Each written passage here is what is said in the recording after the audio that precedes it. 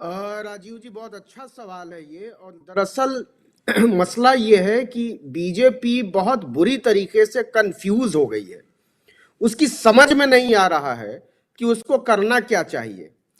क्या आप कल्पना कर सकते हैं कि जिस साल में अयोध्या में मंदिर का शिलान्यास हुआ है, जब काशी विश्वनाथ कॉरिडोर का उद्घाटन हुआ है, उस साल में बीजेपी को चुनाव के लिए मुद्दा ढूंढना पड़ रहा है। वो इस बात को लेकर कॉन्फिडेंट ही नहीं हो पा रही है कि अयोध्या में मंदिर बनाने से कुछ होगा या काशी विश्वनाथ कॉरिडोर बना देने से कुछ होगा। उसको अब मथुरा का तीसरा मुद्दा उसको उछालना पड़ रहा है। गौर कीजिएगा, 15 दिन पहले केवल कहा था उप मुख्यमंत्री केशव प्रसाद मौर्य ने कि मथुरा अब हमारा अगला निशाना है। तो ये तो इसका मतलब ये है कि बीजेपी खुद ही अपना कॉन्फिडेंस लूज कर गई है। उसको न योगी आदित्यनाथ में भरोसा हो रहा है, उसको न नरेंद्र मोदी के करिश्माई व्यक्तित्व में भरोसा हो रहा है, और ना ही अयोध्या और बनारस पर भरोसा हो रहा है।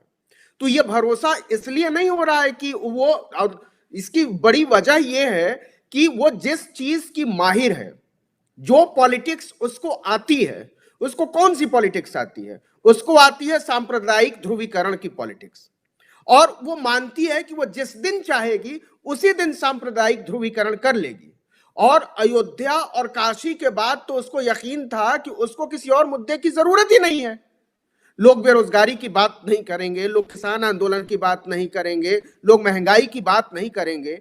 और इन सब से ध्यान हटाने के लिए बार बार उनको मथुरा पर जाना पड़ रहा है। लेकिन दिक्कत तब हो गई जब उनको यह कहना पड़ा कि नहीं नहीं, वो दरअसल उन्होंने अखिलेश यादव को कंस कहा है। और ये बहुत बड़ा जो है ये ब्लंडर है।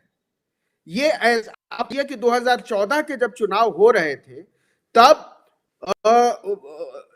प्रधानमंत्री नहीं बने थे नरेंद्र मोदी, वो पटना के गांधी मैदान के इसी तरीके की बात कर रहे थे।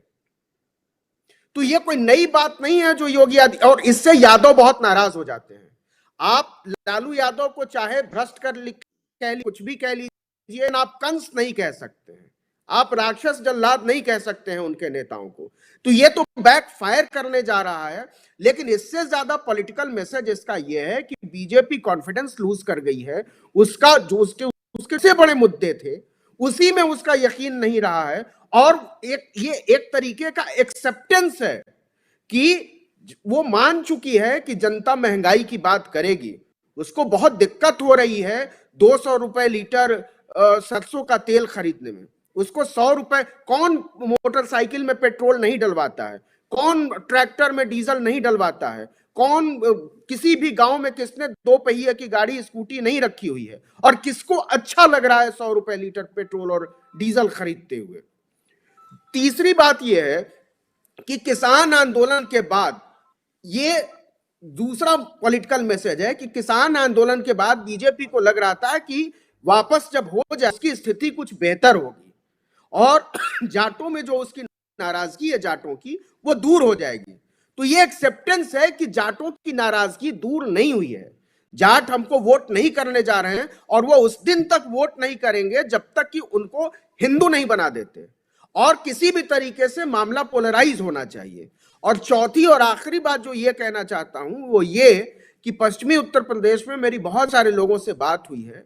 जाटों ने साफ, उनको बहुत अफसोस है पिछली बार अजीत सिंह को हरा देने का और जयंत चौधरी को हटा देने का।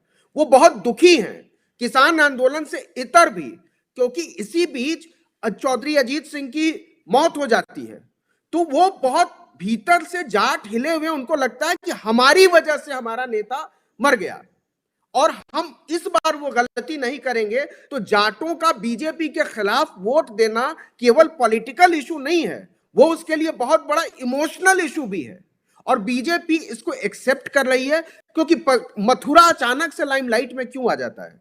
मथुरा क्यों ये चर्चा चलने लगती है कि योगी आदित्यनाथ मथुरा से चुनाव लड़ सकते हैं?